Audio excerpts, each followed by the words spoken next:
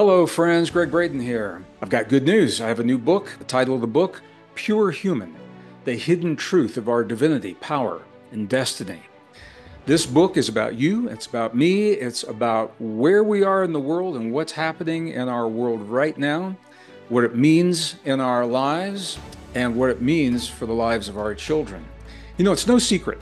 There are times in our past when we make choices and decisions that forever change the world around us. What makes right now so different, what's different in your world and my world, is that we now, for the first time in 200,000 years of human history, we have the technology at our fingertips to go beyond changing the world around us. We have the ability to change the world within us, our own biology, to change what it means to be human and to change forever. Because once the changes happen, we can't go back. We adapt to the new changes.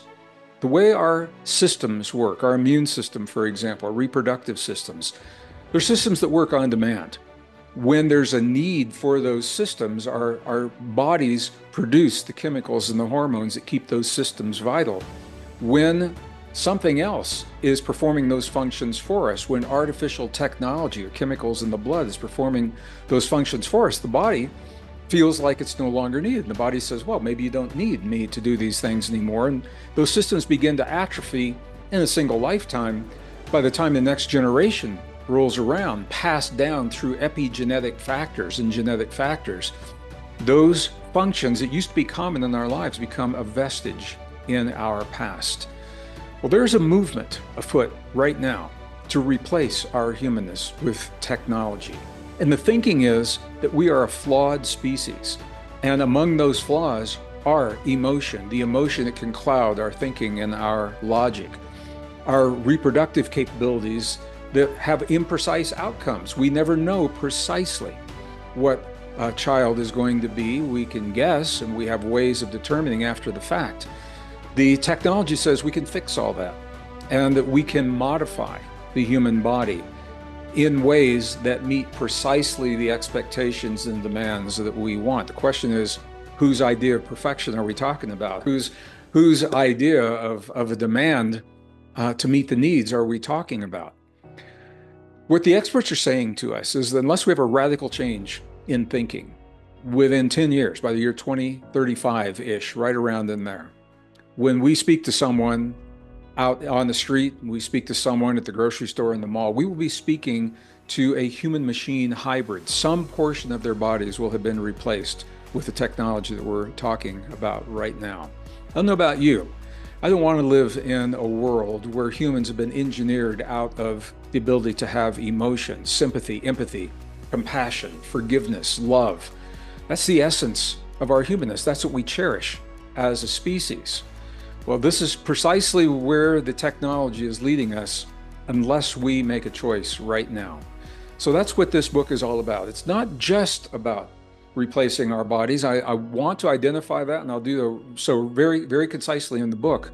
But beyond that, new discoveries are giving us the reasons why it makes no sense to replace our natural biology with the technology, because we are the technology. We are a highly advanced, technologically sophisticated, soft technology. We're not made of the hard technology of computer chips and wires and chemicals and sensors in the body. We're more than that. We are neurons, cell membranes, ion potentials moving across cell walls, crystalline structures in the body. And here's the beauty. We don't have to know any of it because we are so sophisticated that we have a user interface that allows us to do extraordinary things, extraordinary potentials, and awaken extraordinary capacities without knowing how everything works behind the scenes. What is that user interface? Well, this is the interface that has been handed down from mother to daughter, father to son, spiritual tradition to spiritual tradition, generation to generation, over time during the 10,000 generations, 200,000 years that we have been on this earth. We appeared mysteriously about 200,000 years ago, and we've had these capabilities from day one.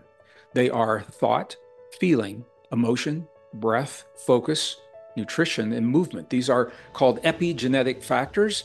When we embrace them in our lives, they change the biology and the way we function in the world. We stand at the precipice. This generation, we're about to give away our humanness to machines without even knowing what it is we're going to give away. We don't know what it means to be fully human. That's why I've written this book. So the question is now, do we love ourselves enough? Do you love yourself enough to embrace the deep truth and accept the responsibility for what it means to be a human in this world? You don't have to answer me. The choices you make in your life are going to be the answer to that question. So I'm inviting you, check out Pure Human. I've written it for everyone. I've written it for homemakers and truck drivers, artists and engineers, left brain people, right brain people.